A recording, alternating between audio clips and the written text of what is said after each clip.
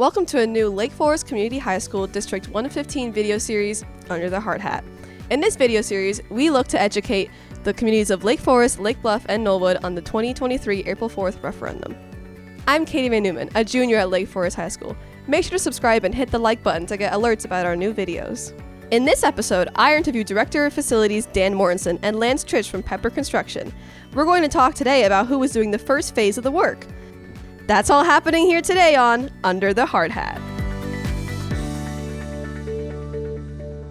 I'm here with Mr. Tritch of Pepper Construction and Dan Mortensen, Director of Facilities. Mr. Tritch, can you tell us about the bid timeline process? Absolutely. It's a three-phase process. Works, with us, the architect and the district as well. So it starts with the schematic design, it goes into the design development, and then it finishes up with the construction documents. And every step of the way, we're going to be doing cost estimates to make sure that we stay on track. And that gets us all the way up to October, where we actually bid the work, and that's about a 6-week process from start to finish. What are some examples of the work that the contractors are doing? That's a great question. We just finished bidding the enabling phase in preparation for the next 2 phases of major work. And, we had 14 bid packages that ranged from concrete, masonry, mechanical, electrical, plumbing, all the various specialty trades.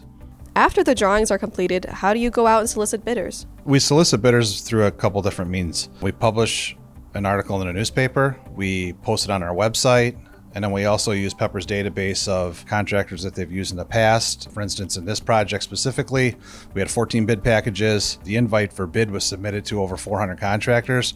Out of the 400 contractors that Pepper reached out to, including the ones that responded from the newspaper article, we received just over 45 bids for the 14 bid packages. So who are we working with and why do we select them?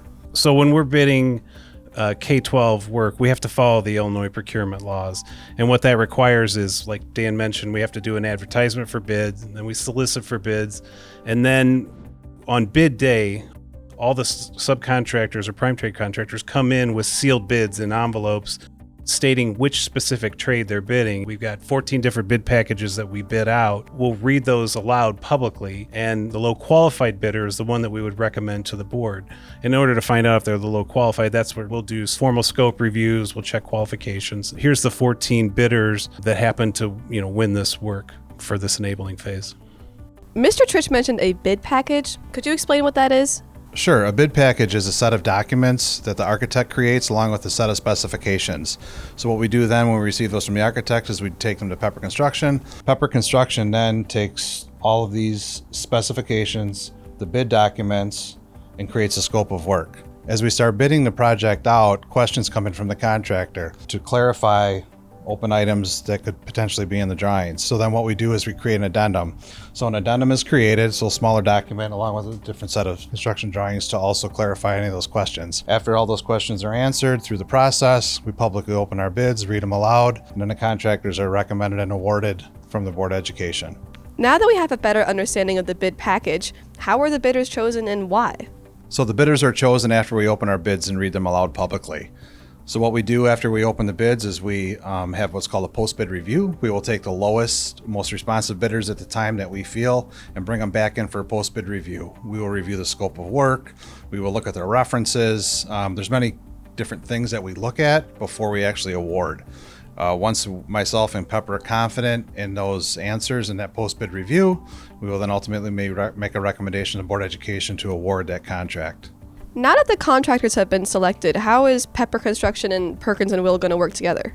Once you bid a project, there's 3 phases. You got the procurement phase, you got the construction phase, and you got the closeout phase. We have weekly owner, architect, contractor meetings with Perkins in the district. Right now, we're really focused on procurement, make sure we can get all the materials there for this summer.